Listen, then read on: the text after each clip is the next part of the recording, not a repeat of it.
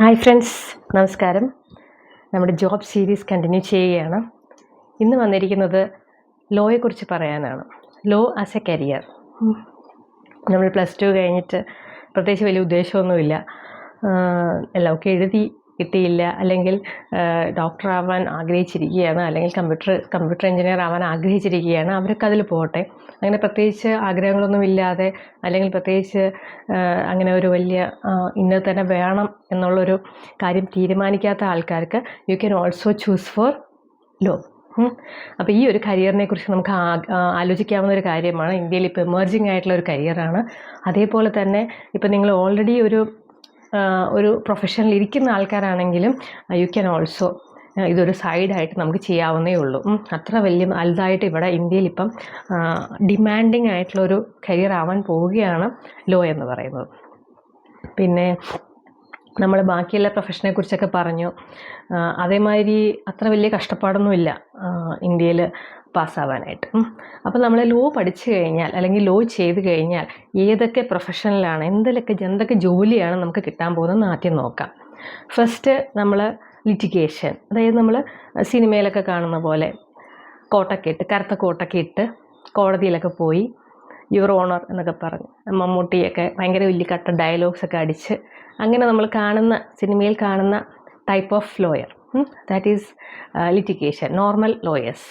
പിന്നെ രണ്ടാമത്തെ ഒരു കാറ്റഗറി എന്ന് പറഞ്ഞു കഴിഞ്ഞാൽ നമുക്ക് കോർപ്പറേറ്റ് ലോയിൽ കയറാം. അതായത് കോർപ്പറേറ്റ് കമ്പനീസ് ഉണ്ട്, ലോ ഫേംസ് ഉണ്ട്, വലിയ വലിയ കമ്പനി. ഇതൊരു ആക്ച്വലി ഒരു കോർപ്പറേറ്റ് ജോബ് പോലെ തന്നെയാണ്, പക്ഷേ കുറച്ചുകൂടെ നമുക്ക് കോടതിയിൽ അങ്ങനെ അധികമൊന്നും പോകേണ്ടി വരില്ല. ആ ടൈപ്പ് ഓഫ് സാധനങ്ങളാണ് കോർപ്പറേറ്റ് ലോയിൽ വരുന്നത്.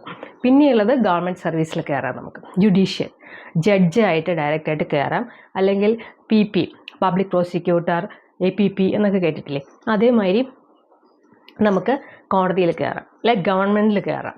അപ്പോൾ ആദ്യം ഞാൻ ഈ കോർപ്പറേറ്റ് ലോയറിനെ കുറിച്ച് പറയാം. കോർപ്പറേറ്റ് ലോയർ എന്ന് പറഞ്ഞാൽ നമ്മളിപ്പോൾ അത്യാവശ്യം നല്ലതായിട്ട് പഠിക്കുന്ന ഒരാളാണെങ്കിൽ ഓഫ് കോഴ്സ് നമുക്ക് ഈ ഒരു ഫീൽഡ് തിരഞ്ഞെടുക്കാം. അതുപോലെ തന്നെ എപ്പോഴും കോടതിയിൽ പോകാൻ താല്പര്യമില്ല, പക്ഷേ ഞാൻ നന്നായി പഠിക്കും, അങ്ങനെയൊക്കെ ഉണ്ടെങ്കിൽ കോർപ്പറേറ്റ് ലോ എന്ന് പറഞ്ഞു കഴിഞ്ഞാൽ വലിയൊരു കോർപ്പറേറ്റ് ഫേംസ് ഉണ്ടാകും. അവരാണ് ഇതിന് വേണ്ടിയിട്ട് ആൾക്കാരെ ഇങ്ങനെയുള്ള ഡയറക്റ്റ്, അവർക്കിങ്ങനെ ഒരു വലിയ അഡ്വക്കേറ്റ് ആവാൻ വേണ്ടി ഒരു കുട്ടി അഡ്വക്കേറ്റായി ആവാൻ വേണ്ടി കാത്തിരിക്കുക, അങ്ങനെയൊന്നുമില്ല. നന്നായി പഠിക്കുന്ന ആൾക്കാർ എന്ന് പറഞ്ഞാൽ നമ്മൾ ക്ലാറ്റ് എക്സാം എഴുതണം. ക്ലാറ്റ് നിങ്ങൾക്ക് അറിയാമല്ലോ.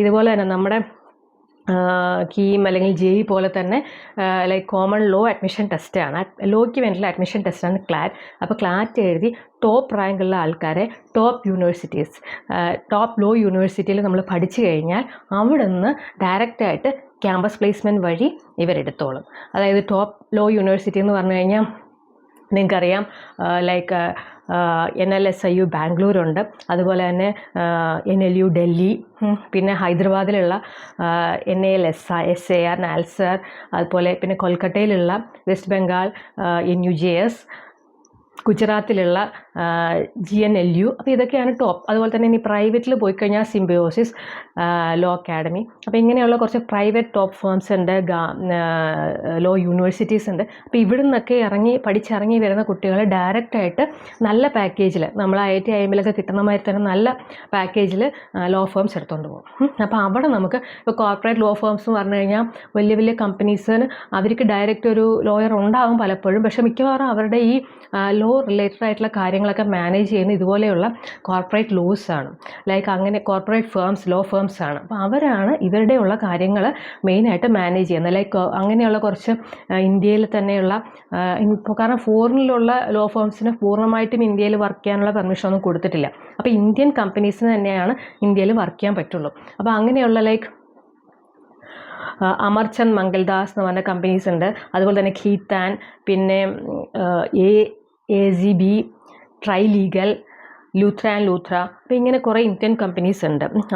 അവരാണ് ഈ ടോപ്പ് NLUSന്ന് നമ്മളെ കുട്ടികളെ റിക്രൂട്ട് ചെയ്യുന്നത്. അപ്പോൾ ഇവരുടെ മെയിൻ ജോലി എന്ന് പറഞ്ഞു കഴിഞ്ഞാൽ മിക്കവാറും വലിയ വലിയ കമ്പനീസ് പലപ്പോഴും മേർജർ ഉണ്ടാവും. അതായത് വേറെ കമ്പനീസിനെ അവർ വേറെ കമ്പനിയായിട്ട് ഇവർ ജോയിൻ ചെയ്യും.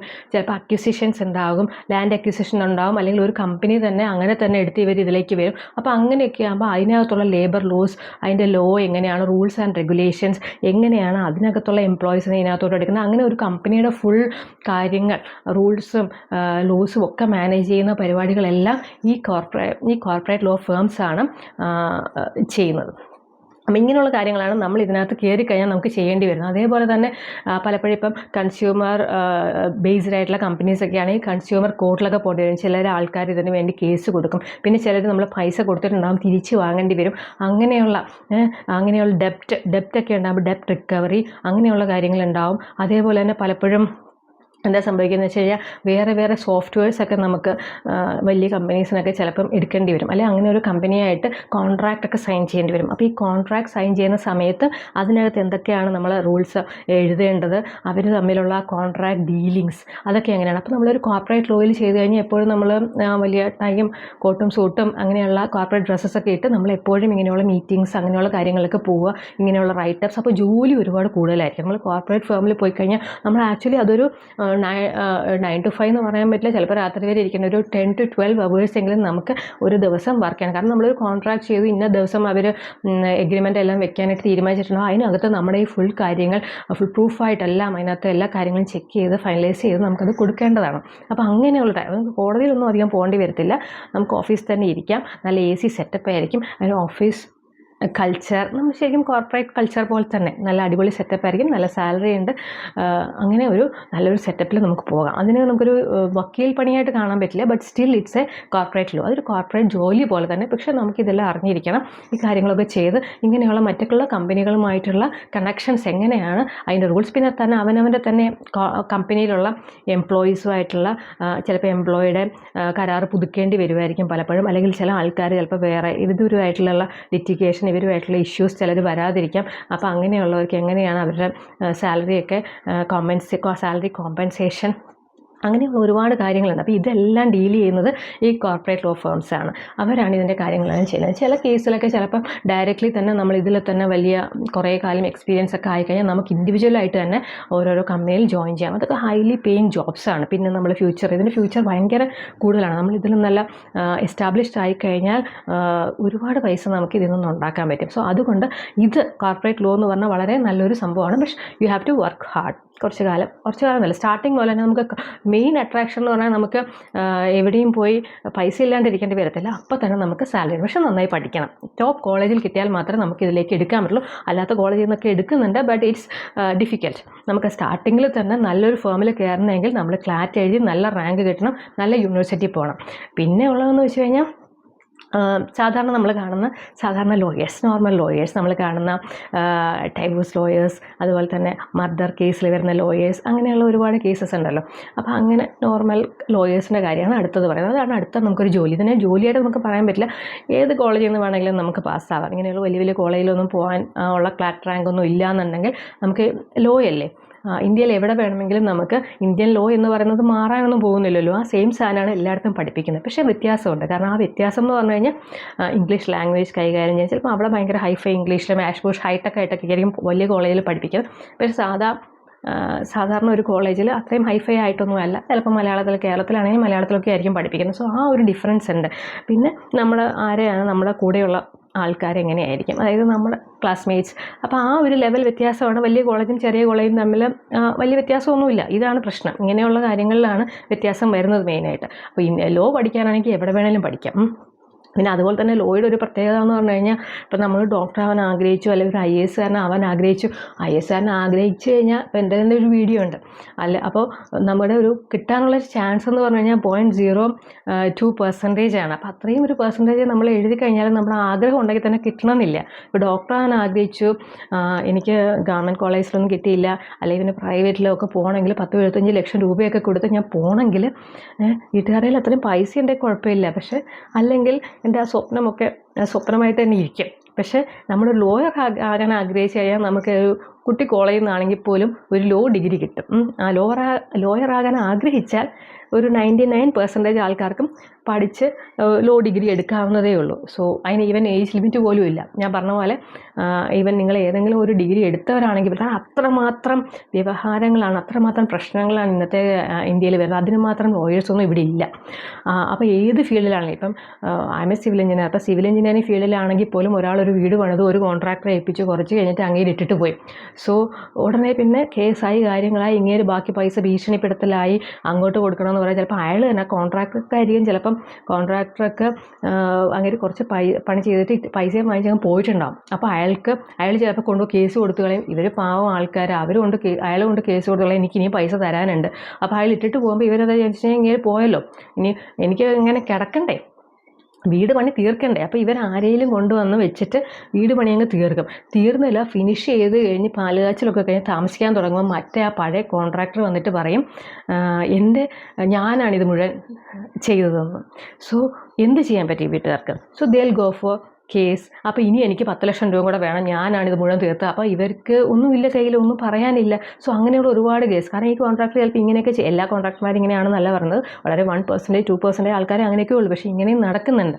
പാവപ്പെട്ട ആൾക്കാർ ഇതിനകത്ത് പോയി, പാവപ്പെട്ടെന്ന് പറഞ്ഞാൽ പൈസയുടെ കാര്യത്തിലല്ല ഞാൻ പറഞ്ഞത്, ഇതിനെക്കുറിച്ച് അവെയർ അല്ലാത്ത ആൾക്കാർ ഇതിനകത്ത് പോയി പിടും. അപ്പോൾ അങ്ങനെയുള്ളപ്പോൾ ഈ സിവിൽ എഞ്ചിനീയർ ഇത് എന്താ വെച്ചാൽ കോടതി ചെന്ന് കഴിയുമ്പോൾ കോടതിയിലെ അഡ്വക്കേറ്റ്സിന് പലപ്പോഴും ഇതിനെക്കുറിച്ച് ഗ്രാഹ്യം ഉണ്ടാവില്ല. അപ്പോൾ അവരൊരു എക്സ്പേർട്ട് കമ്മീഷനായിട്ട് ഒരു സിവിൽ എഞ്ചിനീയറെ വെക്കും. അപ്പോൾ ആക്ച്വലി നമുക്കിത് രണ്ടും അറിയാമെങ്കിൽ, ഓൾറെഡി ഒരു സിവിൽ എഞ്ചിനീയർ ആണ്, പ്ലസ് നമുക്ക് ലോയും കൂടെ അറിയാമെങ്കിൽ നമുക്ക് ഇത് കുറച്ചുകൂടെ നന്നായിട്ട് മാനേജ് ചെയ്യാൻ പറ്റും. അപ്പോൾ അങ്ങനെയുള്ള ആൾക്കാർ ഇതിനകത്ത് വളരെ കുറവാണ്. പിന്നെ ഡയറക്റ്റ്ലി ലോ ആണെങ്കിലും അങ്ങനെ തന്നെ. ഞാനൊരു എക്സാമ്പിൾ പറഞ്ഞതേ ഉള്ളൂ. ഇത് ഏതെങ്കിലും ഒരു കോഴ്സ് കഴിഞ്ഞിട്ട് ഇതും കൂടെ ചെയ്യുന്ന ആൾക്കാർക്ക് ഇങ്ങനെയുള്ള കാര്യങ്ങൾ ഒരുപാട് കേസസ് ഇന്ത്യയിൽ വരുന്നുണ്ട്. അപ്പോൾ ഇതൊക്കെ ഡീൽ ചെയ്യാൻ പറ്റുന്ന അഡ്വക്കേറ്റ്സ് കുറവാണ്. പിന്നെ നോർമൽ നമ്മൾ ഈ അഡ്വക്കേറ്റ്സ് ഒക്കെ ചെയ്ത് കഴിഞ്ഞാൽ ഈ പറഞ്ഞ മാതിരി കോർപ്പറേറ്റ് ലോ അവിടെ പോകുന്നു. നമ്മൾ ഏതെങ്കിലും ഒരു സാധാരണ കോളേജിൽ നിന്ന് ഇറങ്ങി വരുന്നു. നമ്മൾ ഫസ്റ്റ് ജനറേഷൻ, നമ്മുടെ പേരൻസോ അല്ലെങ്കിൽ നമ്മുടെ റിലേറ്റീവ്സ് ആരെങ്കിലും ഒരു ലോയറായിട്ടുണ്ടെങ്കിൽ ഉറപ്പായിട്ടും നമുക്കതൊരു വളരെ വലിയ അഡ്വാൻറ്റേജാണ്. അപ്പോൾ പിള്ളേർ ഇതിലേക്ക് പോകാത്തതെന്ന് പറഞ്ഞു കഴിഞ്ഞാൽ അവരെ വിചാരം ഇതിന് വലിയ റെസ്പെക്റ്റ് ഒന്നും കിട്ടുന്നില്ല, ലോയർ എന്ന് പറഞ്ഞു കഴിഞ്ഞാൽ അതുകൊണ്ടൊക്കെയാണ് അവർ വേറെ ഫീൽഡിലേക്കൊക്കെ പോകുന്നത്. ആക്ച്വലി നമുക്ക് ഒരു ജോലിയിലും വലിയ റെസ്പെക്റ്റ് ഒന്നും കിട്ടുന്നില്ല. നമ്മുടെ ചിന്തയാണ്. പ്രത്യേകിച്ച് ലോയേഴ്സ് എന്ന് പറഞ്ഞു കഴിഞ്ഞാൽ നമുക്ക് റെസ്പെക്റ്റിനേക്കാൾ കൂടുതൽ നമുക്കൊരു പേടിയാണ് വരുന്നത്. ലൈക്ക് പോലീസിനെ കണ്ടാൽ നമുക്കൊരു ഭയമല്ലേ, അഡ്വക്കേറ്റ്സിനെ കണ്ടാലും എല്ലാവർക്കും ഒരു ഭയമാണ്. കാരണം അതേമാതിരി ഒരു ആർക്കും ഇതൊന്നും പ്രത്യേകിച്ച് ഒരു ബഹുമാനമൊന്നും കിട്ടുന്നില്ല. അപ്പം നമ്മൾ സാധാരണ ഒരു ലോയറായിട്ട് നമ്മൾ ഏതെങ്കിലും ഒരു കോളേജിൽ നിന്ന് നമ്മൾ പഠിച്ചിങ്ങോട്ട് ഇറങ്ങിക്കഴിഞ്ഞാൽ ഫസ്റ്റ് നമ്മുടെ പേരൻസ് ആരെങ്കിലും ഇതിനകത്തുണ്ടെങ്കിൽ നമുക്കൊരു നല്ലൊരു ഫസ്റ്റ് ടൈം തന്നെ നമുക്ക് നല്ല കാര്യങ്ങളൊക്കെ കേട്ട് നമുക്ക് ഓഫീസ് സെറ്റപ്പായി എല്ലാം. പക്ഷെ അങ്ങനെയൊന്നും ഇല്ലാത്ത ഫസ്റ്റ് ജനറേഷൻ കുട്ടികളാണെങ്കിൽ ഫസ്റ്റ് ജനറേഷൻ കുട്ടികളാണെങ്കിൽ അവർക്ക് ആരുടെയും കീഴിൽ ഫസ്റ്റ് തുടക്കത്തിലേ നമുക്ക് അങ്ങോട്ട് എൻറോൾ ചെയ്ത് കഴിഞ്ഞാൽ ഉടനെ തന്നെ നമുക്ക് കേസൊന്നും ആദ്യം കിട്ടണമെന്നില്ല. സോ ആരുടെയെങ്കിലും അണ്ടറിൽ, ഏതെങ്കിലും ഒരു നല്ല വക്കീലിൻ്റെ അണ്ടറിൽ നമ്മൾ കുറച്ച് കാലം പണിയെടുക്കേണ്ടി വരും. അന്നേരം ചിലപ്പം ആ പേപ്പർ എടുത്തുകൊണ്ട് പോവുക, ചായ കൊടുത്തുകൊണ്ട് പോവുക, അങ്ങനെയുള്ള കാര്യങ്ങളൊക്കെ ചിലപ്പോൾ ആദ്യം ചെയ്യേണ്ടി വരും. ബട്ട് സ്റ്റിൽ അത് കുഴപ്പമില്ല. 3, 4, 5 വർഷം കഴിയുമ്പോഴത്തേക്കും തന്നെ നിങ്ങൾക്ക് ഗ്രാജുവലി നിങ്ങൾക്ക് സ്വന്തമായിട്ട് തന്നെ കേസസൊക്കെ കിട്ടാൻ തുടങ്ങും. You can also start practising as a lawyer. ഒരു ലോയറായ ആരും കഞ്ഞി കുടിക്കാതെ മരിക്കുകയൊന്നുമില്ല. കാരണം അത്യാവശ്യം ജീവിക്കാനുള്ള പൈസയൊക്കെ എല്ലാ ലോയേഴ്സിനും കിട്ടുന്നുണ്ട്. ഇപ്പം നമ്മൾ കോടതിയുടെ ഫ്രണ്ടിൽ നോട്ടറി എന്നൊക്കെ പറഞ്ഞ് എഴുതിയിട്ടുണ്ടായിരിക്കുന്ന അഡ്വക്കേറ്റ്സിനെയൊക്കെ കാണാം, പേരൊക്കെ വിചാരിച്ച് ഒരു കുട്ടി ഓഫീസൊക്കെ ആയിട്ട് അവിടെ ഇരിക്കുന്നുണ്ടാവും. അവർ പോലും ദിവസം 10,000-4,000 രൂപ ഉണ്ടാക്കുന്നുണ്ട്. കാരണം 1-2 പേരുടെ ഈ നോട്ടറി സൈൻ ചെയ്താൽ തന്നെ അത്യാവശ്യം അതിന് പ്രത്യേകിച്ച് പണിയൊന്നുമില്ല. കാരണം ഓൾറെഡി അതിനൊരു ഡ്രാഫ്റ്റ് ഉണ്ടാക്കി വെച്ചിട്ടുണ്ടാവും. പേര് മാറ്റുക, അഡ്രസ്സ് മാറ്റുക, റീസൺ. പലപ്പോഴും നമ്മൾ റെൻ്റ് അഗ്രിമെൻറ്റിന് വേണ്ടിയിട്ട് അല്ലെങ്കിൽ ഓതറൈസേഷൻ ഇതിനൊക്കെ ഒരു ഒപ്പം ആവശ്യമുണ്ട്, നോട്ടറിയുടെ ഒപ്പം ആവശ്യമുണ്ട്. അപ്പം നമ്മൾ ഇവരെയാണ് പോയി കാണുന്നത്. ഒരു പ്രാവശ്യം ഒരു ഡിഗ്രി സർട്ടിഫിക്കറ്റ്സ്, നിങ്ങളുടെ രജിസ്ട്രേഷൻ നമ്പർ, ലൈസൻസ് എല്ലാം കിട്ടിക്കഴിഞ്ഞാൽ പിന്നെ നമുക്ക് കുഴപ്പമില്ല. അതുകൊണ്ട് ആജീവനാന്തം നമുക്ക് കഞ്ഞി കുടിക്കാം. അപ്പോൾ ഇങ്ങനെയുള്ള കാര്യങ്ങൾ അതിൽ മാത്രം നിൽക്കണം എന്നല്ല ഞാൻ പറഞ്ഞത്. ബട്ട് ആ ഒരു രീതിയിൽ കൂടെ പോലും നിങ്ങൾക്ക് ഒരു ബേസിക് പൈസ കിട്ടാവുന്നതേ ഉള്ളൂ. പിന്നെ പിള്ളേർ ജുഡീഷ്യറിയുടെ എക്സാം ഉണ്ട് അടുത്ത്. അപ്പോൾ ആൾക്കാരെന്താണെന്ന് വെച്ചാൽ പഠിച്ചു കഴിഞ്ഞുകൊണ്ടെങ്കിൽ എക്സാം എഴുതാം, ജുഡീഷ്യറിയുടെ എക്സാം എഴുതാം, ഡയറക്റ്റ് എക്സാം എഴുതാം എന്ന് പറഞ്ഞിട്ട് ഇങ്ങനെ കുത്തിയിരുന്ന് പഠിക്കുകയാണ്. അപ്പോൾ അത് അതിനേക്കാളും നല്ലത്. കാരണം അതിലും ഇതുമാതിരി തന്നെ കോമ്പറ്റീഷൻ ഉണ്ട്. ഡയറക്റ്റായിട്ട് ജഡ്ജി ആവാം, അതേപോലെ തന്നെ public prosecutor, APP, assistant public prosecutor. അപ്പോൾ അങ്ങനെയുള്ള പോസ്റ്റിലേക്കുമൊക്കെ നമുക്ക് ഗവൺമെൻറ് ജോലിയിലേക്ക് കയറാൻ പറ്റും. അപ്പോൾ ഇതിൽ എൻ്റെ ഒരു അഡ്വൈസ് എന്ന് പറഞ്ഞു കഴിഞ്ഞാൽ നിങ്ങൾ ഡയറക്റ്റ്ലി വീട്ടിൽ തന്നെ കുത്തിയിരുന്ന് ഇത് ചെയ്തുകൊണ്ടിരിക്കാതെ, പ്രിപ്പറേഷൻ ചെയ്തുകൊണ്ടിരിക്കാതെ, നിങ്ങൾ അറ്റ് സെയിം ടൈം ഇതുപോലെ തന്നെ ആരെങ്കിലും അണ്ടറിൽ പ്രാക്ടീസും കൂടെ ചെയ്യുക. അപ്പോൾ നമ്മളെ ലോ പ്രാക്ടീസ് ചെയ്യുകയാണ്, നമ്മൾ ആ സിസ്റ്റത്തിനകത്താണ്. അപ്പോൾ പലപ്പോഴും നമ്മൾ പല കാര്യങ്ങൾ ഇങ്ങനെ ഇപ്പോൾ IAS-ന് വേണ്ടി പ്രിപ്പയർ ചെയ്യുന്നവർ പലരും ഇതുപോലെ തന്നെ വേറെ IPS-ലോ IRS-ലോ അല്ലെങ്കിൽ ഈവൻ വില്ലേജ് ഓഫീസർ ഏതെങ്കിലും ഗവൺമെൻറ് ജോലി കിട്ടിക്കഴിഞ്ഞാൽ അവരങ്ങ് കയറി പ്രിപ്പയർ ചെയ്യുമ്പം ഒരുപാട് ഡിഫറൻസ് ഉണ്ടാകും. കാരണം നമ്മളൊരു ആ സിസ്റ്റത്തിനകത്ത് കയറി കഴിയുമ്പം അതിനകത്ത് ഹയറാർക്കി ഇപ്പോൾ ലോയുടെ കേസിലാണെങ്കിൽ നമ്മൾ ഓൾറെഡി പ്രാക്ടീസിങ് ലോയറായിട്ട് വർക്ക് ചെയ്യുകയാണെങ്കിൽ അല്ലെങ്കിൽ പ്രാക്ടീസ് ചെയ്തുകൊണ്ടിരിക്കുകയാണെങ്കിൽ നമുക്ക് ഒരുപാട് കേസസ് നമ്മൾ ഡേ ടു ഡേ ഫേസ് ചെയ്യുന്നുണ്ട്. അപ്പോൾ ഇതിൻ്റെ കുറേ കാര്യങ്ങൾ നമ്മളിങ്ങനെ കാണാതെ പഠിച്ച് മനഃപ്പാഠമാക്കി ഇങ്ങനെ ഓർത്ത് വെക്കേണ്ട കാര്യമൊന്നുമില്ല. അതിൻ്റെ കാര്യങ്ങൾ ഇപ്പോൾ അതിൻ്റെ ഹയറാർക്കി ഓരോരോ കേസ് ഏത് നമ്പറാണ്, അപ്പോൾ ഡേ ടു ഡേ നമ്മളത് ഡീൽ ചെയ്യുന്നതനുസരിച്ച് അതൊക്കെ നമ്മുടെ മനസ്സിൽ ഓട്ടോമാറ്റിക്കലി വരും. പിന്നെ നമുക്ക് എന്തെങ്കിലും ഡൗട്ട്സ് ഉണ്ടെങ്കിൽ നമ്മൾ കൂടെയുള്ള ആൾക്കാർ, ഇപ്പോൾ നമ്മുടെ സീനിയേഴ്സ് ആണെങ്കിലും നമ്മുടെ കൂടെയുള്ളവരായിട്ടൊക്കെ നമ്മൾ ഡിസ്കസ് ചെയ്യും. അപ്പോൾ അങ്ങനെയുള്ള കുറേ കാര്യങ്ങൾ നമുക്ക് ഓൾറെഡി കിട്ടുവാണ്. അപ്പോൾ ഇത് കാണാതെ പഠിച്ച് കുറേ കാലം ഇരുന്ന് കിട്ടിയാൽ ഓക്കെ, കിട്ടിയില്ലെങ്കിൽ നമ്മുടെ ഈ 4, 5, 3 വർഷം വേസ്റ്റായി പോവല്ലേ. അതിന് പകരം നമ്മൾ ഓൾറെഡി പ്രാക്ടീസ് ചെയ്തുകൊണ്ടിരിക്കുമ്പോൾ തന്നെയാണ് നമ്മൾ ഇതിൻ്റെ പ്രിപ്പറേഷൻ നടത്തുന്നതെങ്കിൽ ഇത് രണ്ടും ടൈം ചിലപ്പോൾ 2 വർഷം കൊണ്ട് നമുക്ക് ഒരു കോൺഫിഡൻ്റ് ആയിട്ട് എക്സാം എഴുതാൻ പറ്റുന്ന കേസിൽ ചിലപ്പോൾ പ്രാക്ടീസ് ചെയ്തുകൊണ്ടിരിക്കുകയാണെങ്കിൽ അത് നമ്മളൊരു 4 വർഷം എടുക്കുമായിരിക്കും. എന്നാൽ പോലും അത് ആ ഒരു എക്സ്പീരിയൻസ് പറഞ്ഞാൽ റിയലി വാല്യുബിളാണ്. അപ്പോൾ അതുകൊണ്ട് നിങ്ങൾ ഇങ്ങനെയുള്ള ഗവൺമെൻറ് ജോലിക്ക് പ്രിപ്പയർ ചെയ്യാനാണ് താല്പര്യമെങ്കിൽ അതിനോടൊപ്പം പ്രാക്ടീസും കൂടെ ചെയ്ത് കഴിഞ്ഞാൽ it will be very beneficial to you people. പിന്നെ നമ്മൾ കണ്ടിട്ടുണ്ട് എന്തൊക്കെയാണ് നമ്മൾ സ്ത്രീകളാണെങ്കിൽ മെയിനായിട്ട് സ്ത്രീകളാണ്. അപ്പോൾ അവർ പ്രഗ്നൻസി ടൈമിലൊക്കെ പലപ്പോഴും ജോലി ഇല്ലാത്തൊരവസ്ഥയിൽ വരുന്നുണ്ട്. പക്ഷേ നമ്മൾ ലോ പഠിച്ചു കഴിഞ്ഞാൽ ഒരിക്കലും അങ്ങനത്തെ ഒരു അവസ്ഥ വരത്തില്ല. നിങ്ങൾ പെൺപിള്ളേരെ പൊതുവേ ആൾക്കാർക്ക് ഇപ്പം കല്യാണം കഴിക്കാൻ തന്നെ പേടിയാണ്, ഇങ്ങനെയുള്ള ഓരോരോ കേസസൊക്കെ വരുന്നതുകൊണ്ട്. അപ്പം ഈ ലോയറും കൂടെ ആവുകയാണെങ്കിൽ ഭയങ്കര പേടിയായിരിക്കും ഇങ്ങനെ ഒരാളെ കല്യാണം കഴിക്കാനായിട്ട്. അപ്പോൾ നിങ്ങൾ ആ സെയിം ഫാമിലിയിൽ തന്നെ ആയിരിക്കും നല്ലത്. ആ സെയിം ഫാമിലിയിലാണെങ്കിൽ അവരൊപ്പം തന്നെ, കാരണം അമ്മയച്ചൻ ലോയറാണ്, ഹസ്ബൻഡ് ലോയറാണ്. അപ്പം നമ്മളും കൂടെ ലോയർ ആയിക്കഴിഞ്ഞാൽ അവർ ലോയർ ഫാമിലി ആയിക്കഴിഞ്ഞാൽ അവരുടെ കേസസിന് നമുക്ക് ഒരുപാട് ഹെൽപ്പ് ചെയ്യാൻ പറ്റും.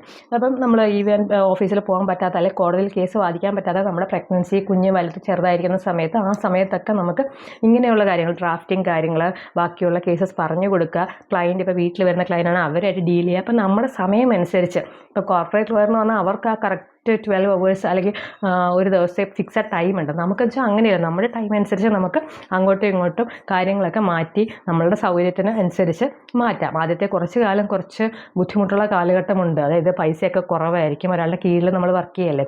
നമുക്ക് സ്വന്തമായിട്ട് ഓൾറെഡി ഒരു പാരൻസിനൊന്നും ഇല്ലെങ്കിൽ നമ്മളാണ് ഫസ്റ്റ് ജനറേഷൻ ലോയർ എങ്കിൽ നമുക്ക് ആദ്യത്തെ കുറച്ച് കാലം കുറച്ച് കഷ്ടപ്പാടാണ്. കാരണം ഇങ്ങനെ ഇതൊക്കെ പഠിച്ച് വരാനും നമുക്ക് ആദ്യം കേസ് കിട്ടാനും ഒക്കെ. പക്ഷേ ഗ്രാജുവലി നമുക്ക് കിട്ടി വരും. കേസസൊക്കെ വന്നു കഴിയുമ്പോഴത്തേക്കും നമ്മൾ പെട്ടെന്ന് തന്നെ നല്ലൊരു എസ്റ്റാബ്ലിഷ്ഡ് ആയിട്ട് മാറും. അപ്പോൾ ഇതിന് നമുക്ക് സ്റ്റാർട്ടിങ്ങിൽ നമുക്ക് ചെയ്യാൻ പറ്റുന്ന കാര്യം എന്ന് വെച്ചാൽ നമ്മൾ ഒരാളുടെ കയ്യിൽ നിന്ന് 1 ലക്ഷം വാങ്ങുന്നതിനേക്കാളും അങ്ങനെയും ചെയ്യാൻ നമുക്ക്, അതല്ലെങ്കിൽ ഒരു 100 പേരുടെ കയ്യിൽ നിന്ന് ഈ പറഞ്ഞ മാതിരി 1000 രൂപ വാങ്ങിച്ചാൽ പോലും 1 ലക്ഷം ആകും. അപ്പോൾ അതേമാതിരി ചെറിയ ഇപ്പോൾ ഭയങ്കര മെയിനായിട്ട് നിങ്ങൾ പബ്ലിസിറ്റി ഉണ്ടാക്കുക. നെറ്റിലൂടെയും അല്ലാതെയൊക്കെ നിങ്ങളൊരു ലോയറാണെന്ന് നാട്ടുകാരെ അറിയിക്കണ്ടേ. അപ്പോൾ അങ്ങനെയുള്ള കാര്യങ്ങൾ ചെയ്യുക. ഫേമസ് ആവാനുള്ള ഒരു കാര്യം ഡയറക്റ്റ്ലി നെറ്റിലൂടെ നമ്മളെ കാര്യങ്ങൾ, ഇപ്പോൾ ഇതിനെക്കുറിച്ചുള്ള പലർക്കും അവയർനെസ് ഇല്ല പല കാര്യങ്ങളെക്കുറിച്ച്. എന്തുകൊണ്ടാണ് ലോയേഴ്സിനെ ആൾക്കാർക്ക് പേടി, അല്ലെങ്കിൽ ലോയർക്ക് കിട്ടുന്ന ഒരു ബഹുമാനം എന്ന് പറയാൻ പറ്റില്ല, അവർക്ക് ആ ഒരു പവർ ഉണ്ട്. കാരണം അവർക്ക് നിയമം അറിയാം. അതുകൊണ്ട് ഒരു പോലീസിനെ കണ്ടാലോ ഒരു കാര്യങ്ങൾ ഒരു കാര്യം ഫേസ് ചെയ്യേണ്ടി വന്നാലോ അവർ പേടിക്കത്തില്ല. അവർ സ്ട്രോങ് ആയിട്ട് അവിടെ നിൽക്കും. എന്താണ് കാര്യം ഒരു ചോദിക്കാനുള്ളത്. മിക്ക ലോയേഴ്സ് മിക്ക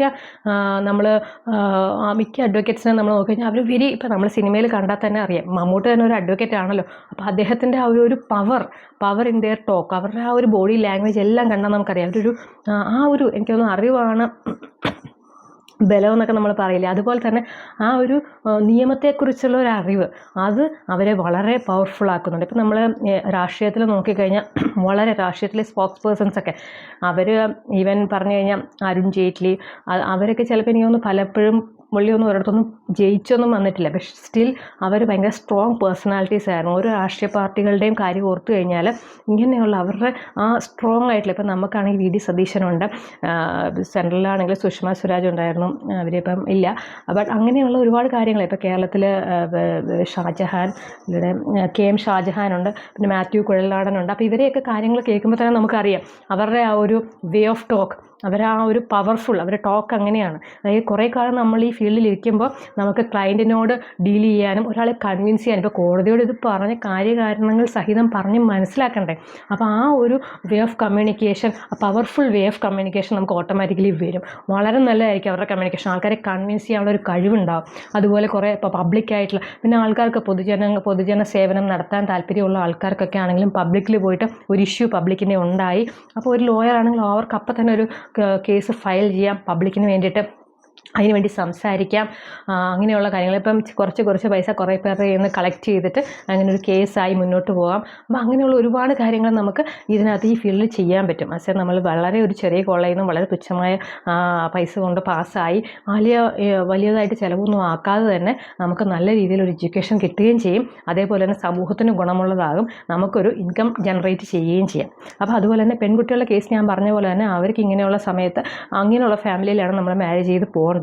അപ്പോൾ അങ്ങനെ ആകുമ്പോൾ ആസ് എ ഗ്രൂപ്പ് നമുക്ക് ഒരുപാട് കാര്യങ്ങൾ ചെയ്യാൻ പറ്റും. പിന്നെ അതുപോലെ തന്നെ NGOസിൽ വർക്ക് ചെയ്യാൻ പറ്റും. പിന്നെ പലർക്കും ഇതിനെക്കുറിച്ചൊന്നും അറിയത്തില്ല. അപ്പോൾ പലയിടത്തും നമ്മൾ നിയമത്തെക്കുറിച്ച് എന്തൊക്കെ നിയമങ്ങളാണ് അറിയാതെ പോയി പെട്ടുപോകുന്ന ആൾക്കാരുണ്ട്. അപ്പോൾ ചെറിയ കുട്ടികൾക്കാണെങ്കിലും ടീനേജേഴ്സിനാണെങ്കിലും ഈവൻ പല ആൾക്കാർക്കും, ഒഫീഷ്യൽസിനാണെങ്കിൽ പോലും എക്സിക്യൂട്ടീവ്സിനാണെങ്കിൽ പോലും നിയമത്തെക്കുറിച്ച് അറിയത്തില്ല, ഇന്നാണ് ഇന്ന് നടക്കാൻ പോകുന്നത്. അപ്പോൾ അങ്ങനെയുള്ള അറിയാതെ ഒരുപാട് തെറ്റുകൾ വരുത്തുന്നുണ്ട് ആൾക്കാർ. അപ്പോൾ അങ്ങനെയുള്ള കാര്യങ്ങൾ നമുക്ക് ആൾക്കാരോട് പറഞ്ഞ് മനസ്സിലാക്കാൻ പറ്റും. അപ്പം ഇങ്ങനെയുള്ള ഒരുപാട് കാര്യങ്ങൾ നമുക്ക് ചെയ്യാൻ പറ്റും ആസ് എ ലോയർ. അപ്പോൾ അതുകൊണ്ടാണ് ഞാൻ പറഞ്ഞത് നമുക്ക് ഇതൊരു അതേപോലെ നോർമലി ഇപ്പം നമുക്ക് ഇന്ത്യയിലാണെങ്കിൽ നമ്പർ ഓഫ് ലോയേഴ്സ് പെർ ഇത്ര 1000 പേർക്ക് ഇത്ര ലോയർ, അങ്ങനെയൊക്കെയുള്ള കണക്കനുസരിച്ച് നോക്കുകയാണെങ്കിൽ വളരെ കുറവാണ് ഇന്ത്യയിൽ നമ്പർ ഓഫ് ലോയേഴ്സ്. നമുക്കിപ്പോൾ നോർമൽ കേസിലെ കാര്യങ്ങളൊക്കെ മുന്നോട്ട് പോകണമെങ്കിൽ ഫിലിം ഫീൽഡിലുള്ള ആൾക്കാരുടെ കാര്യം തന്നെ നോക്കാം.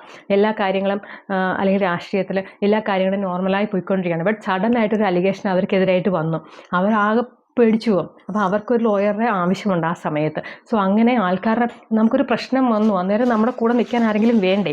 അപ്പോൾ അങ്ങനെയാണ് ആ സമയത്താണ് നമുക്ക് ഇവരുടെയൊക്കെ ഒരു ആവശ്യം വരുന്നത്. നമുക്ക് വേണ്ടി സംസാരിക്കാൻ, നമുക്ക് വേണ്ടി നിയമം അറിയാവുന്ന ഒരാൾ വേണം സംസാരിക്കാൻ. അപ്പോൾ നമ്മുടെ കാര്യങ്ങൾ നമ്മൾ ചിലപ്പോൾ എത്ര നന്നായിട്ട് നമ്മൾ ഇന്നസെൻ്റ് ആയിരിക്കും, പക്ഷെ അത് പ്രസൻറ്റ് ചെയ്യാൻ പറ്റണ്ടേ കോടതിയിൽ, നിയമങ്ങളുടെ ബലത്തിൽ പ്രസൻറ്റ് ചെയ്യാൻ പറ്റുന്ന ഒരാളെ നമുക്ക് ആവശ്യമുണ്ട്. സോ അതുകൊണ്ട് ആസ് എ ലോയർ എന്ന് പറഞ്ഞാൽ നിങ്ങൾ ഒരിക്കലും അത് പഠിച്ചതുകൊണ്ട് നിങ്ങൾക്ക് ഒരു കാലത്തും ഒരു നഷ്ടം ഉണ്ടാകത്തില്ല. നിങ്ങൾ ചുമ്മാ വീട്ടിലിരുന്നാൽ പോലും വേറെ ഏതെങ്കിലും ഒരു ഡിഗ്രി എടുത്തു പിന്നെ ഒരു കാര്യവും ഇല്ലാത്ത ഏതെങ്കിലും ഒരു ബിടെക് ഡിഗ്രി എടുത്ത് ജോലി ഇല്ലാതെ കുത്തിയിരിക്കുന്നതിനേക്കാളും, അല്ലെങ്കിൽ നമ്മൾ കുറേ കാലം IAS വേണ്ടി പ്രിപ്പയർ ചെയ്തു കിട്ടിയില്ല അങ്ങനെയൊക്കെ ഇരിക്കുന്നതിനേക്കാൾ ഏറ്റവും നല്ലത്, കാരണം നന്നായി ഏതെങ്കിലും ഒരു ഫീൽഡിൽ പോകണമെന്ന് ആഗ്രഹിച്ചാൽ അത് നന്നായി പഠിച്ച് പോകുന്നവർ പോട്ടെ. ബട്ട് അങ്ങനെയൊന്നും വലിയ ഐഡിയ ഒന്നും ഇല്ലാത്ത, അത്ര നന്നായിട്ടൊന്നും പഠിക്കാത്ത ഇതിൽ വരണമെന്നല്ല, പഠിക്കുന്നവർ ഇതിൽ വന്നാൽ അവർക്ക് നമ്മൾ പറഞ്ഞ പോലെ കോർപ്പറേറ്റ് ലോയിലേക്കൊക്കെ പോകാം, അല്ലെങ്കിൽ ലോയിൽ തന്നെ ഭയങ്കര ഇൻട്രസ്റ്റ് ഉള്ള ആൾക്കാരും വരട്ടെ. ബട്ട് അങ്ങനെയൊന്നും അല്ലാത്തവർക്ക് പോലും ഇതിനകത്ത് ജീവിച്ച് പോകാനുള്ള കഴിവുണ്ട്. കാരണം നമ്മളിപ്പോൾ ഒന്നും ഈ പറഞ്ഞ മാതിരി കാണാതെ പഠിക്കേണ്ട കാര്യമൊന്നുമില്ല.